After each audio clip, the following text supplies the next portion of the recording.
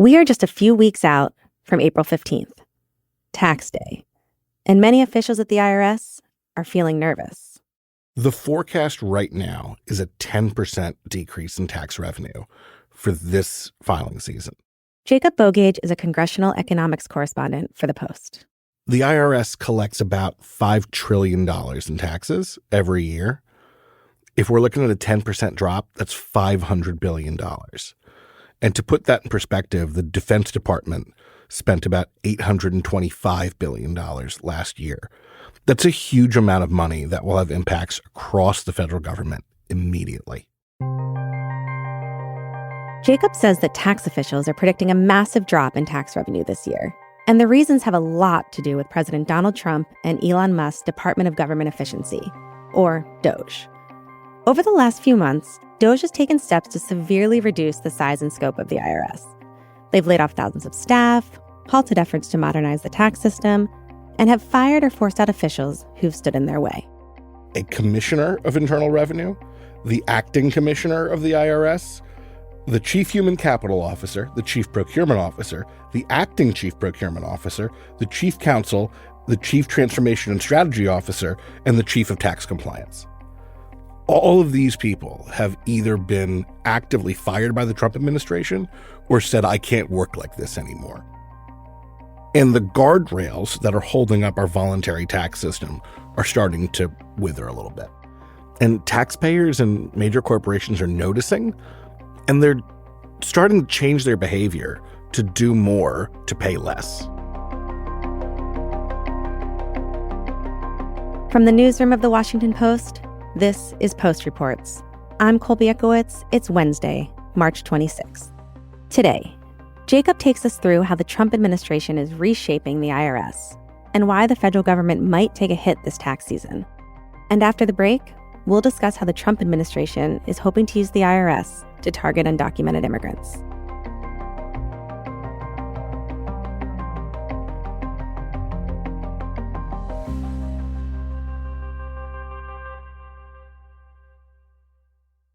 Jacob, I know it's been really busy for you, so thank you so much for being here with us.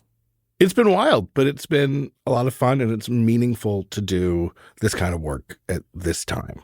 So you mentioned that taxpayer behavior is changing. Before we get into why that's happening, what does their behavior normally look like? We operate under a voluntary tax system. You tell the government what you've earned, and the government says, great, based on what you've earned, you owe a certain amount, or you've overpaid a certain amount, and we'll pay you back. It is a very complicated system, and Americans are also very good at it. But when you make that system harder to comply with, or you start sending overt signals to people that we're not going to enforce that system as we once did, taxpayer behavior can change very quickly and in large ways.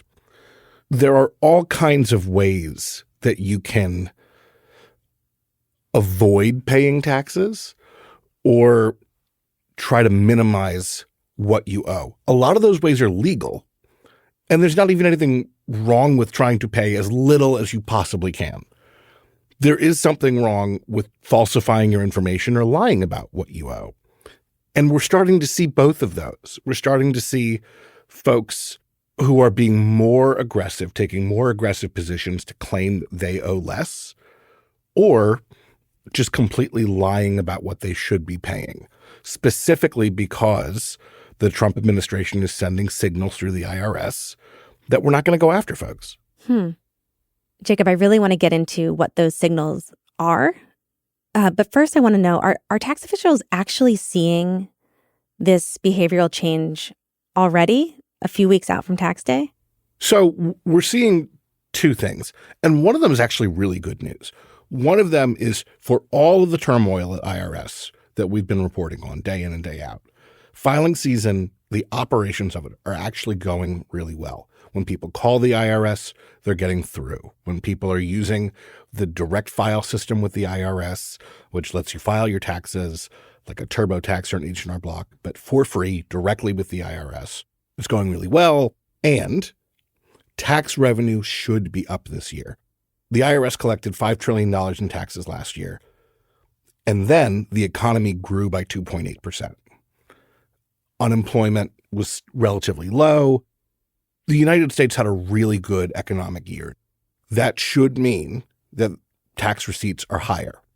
And instead, based on their modeling, tax receipts are down 10%. So what is behind that drop? You mentioned that tax officials are at least partially attributing this to all the actions taken by the Trump administration and DOGE at the IRS. They've laid off staff, they've clawed back modernization efforts, fired people in charge of compliance. But how exactly have these changes led to people, to taxpayers, being less compliant this year?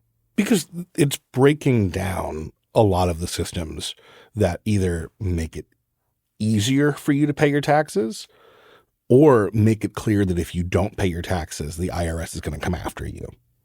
So if we take apart the IT systems or we have fewer people to answer the phone and I need help and I call the IRS and the person who answers the phone can't access my account, or the person who answers the phone says, sorry, our computers are down, call back tomorrow.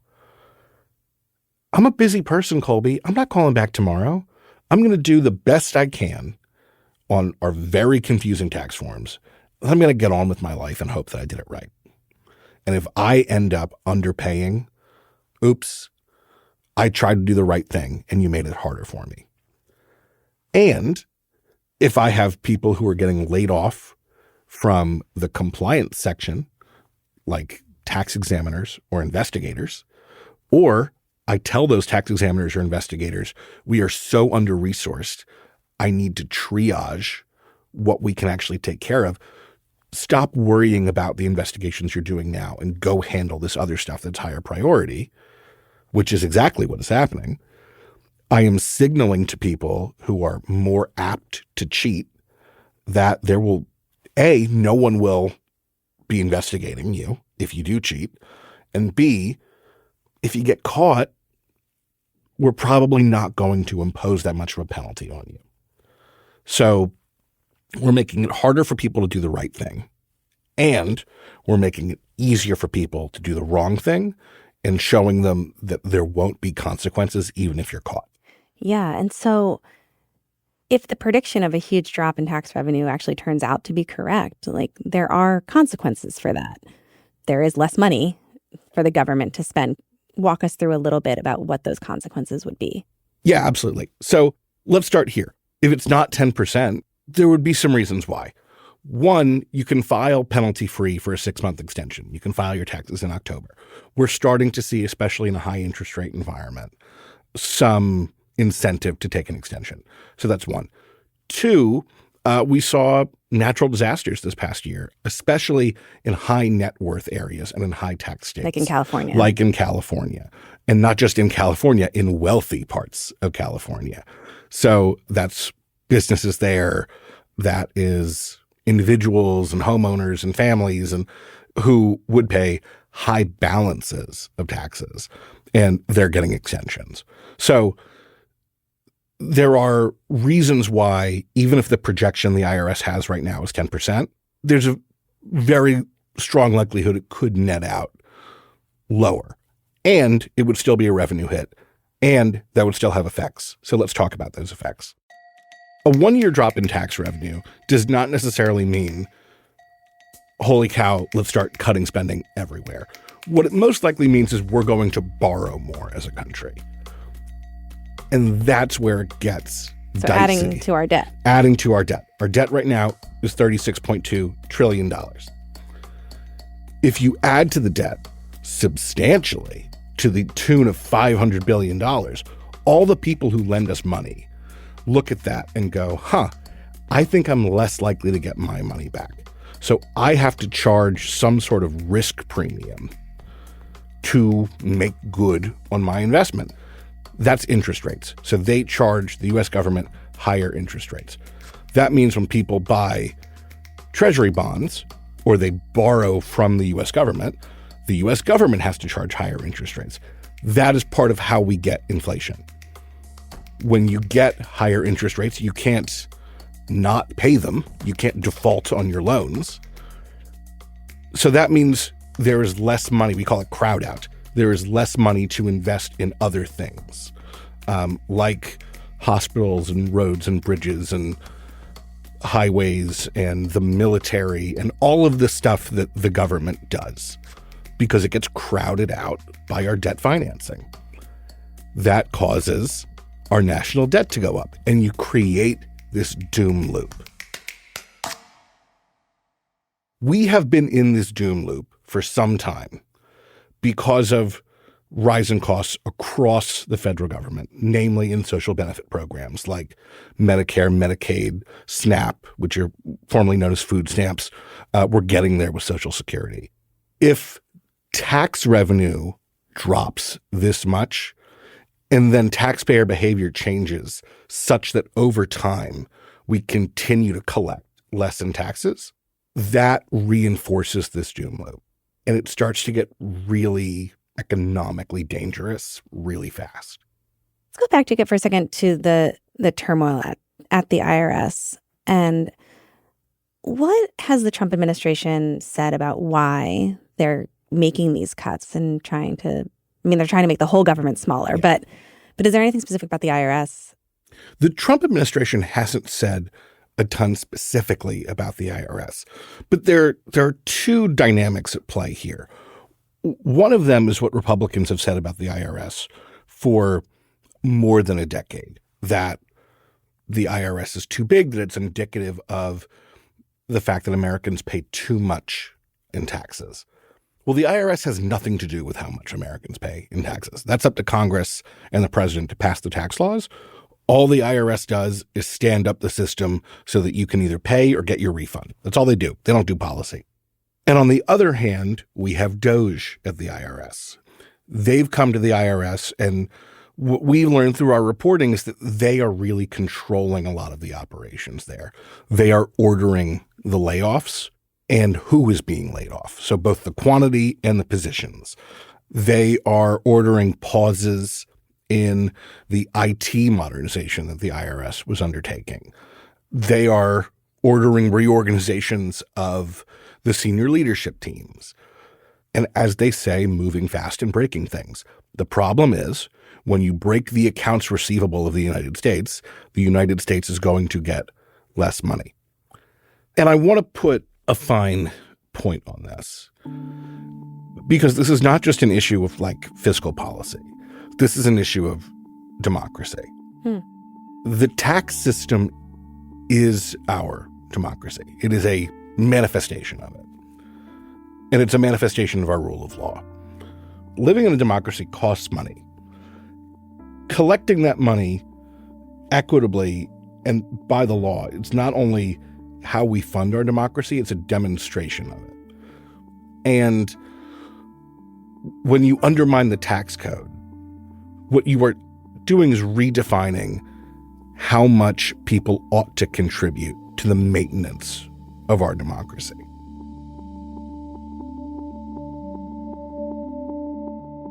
After the break, Jacob tells us how the Trump administration is hoping to use taxpayer data to go after undocumented immigrants.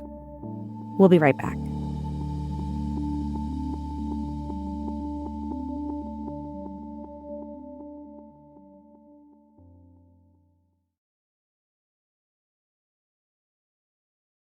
So, Jacob, beyond the tax revenue question, you've been reporting a lot on this possible deal between the IRS and the Trump administration that would have the IRS sharing addresses of suspected undocumented immigrants with ICE, Immigration and Customs Enforcement. So that seems like a pretty significant shift in how the government is using both IRS and taxpayer data to go after undocumented immigrants. Can you kind of walk us through the deal, and also, is it actually happening? So the IRS is, for the most part, a completely independent and non-political organization. That's why there's only 2 political appointees there. And that's why when we write about the IRS, because there is so little policy that happens, it's basically all just like operations. We generally don't write about it as if it is an arm of the Trump administration, which is what makes this potential deal with immigration enforcement officials so significant? Because your tax information is private. No one needs to know how much in earnings I'm reporting. No one needs to know how big my refund is, if I get a refund. And we ask not just citizens to report that information. We ask everybody in the country who makes a living or who earns any income whatsoever to report that information, including and especially immigrants and undocumented immigrants who have payroll taxes deducted. And undocumented immigrants especially pay a lot in taxes and get very little in return. They cannot get Medicaid. They cannot get Medicare. They cannot get Social Security. In many cases, they can't get food stamps or nutritional assistance. So they're paying all of this money and subsidizing all of these services that American citizens are entitled to. This is a sea change in how our tax system has treated immigrants in this country. The IRS has promised for 30 years, if you file your taxes, they are private and we do not collaborate with law enforcement or immigration officials to turn over that information voluntarily.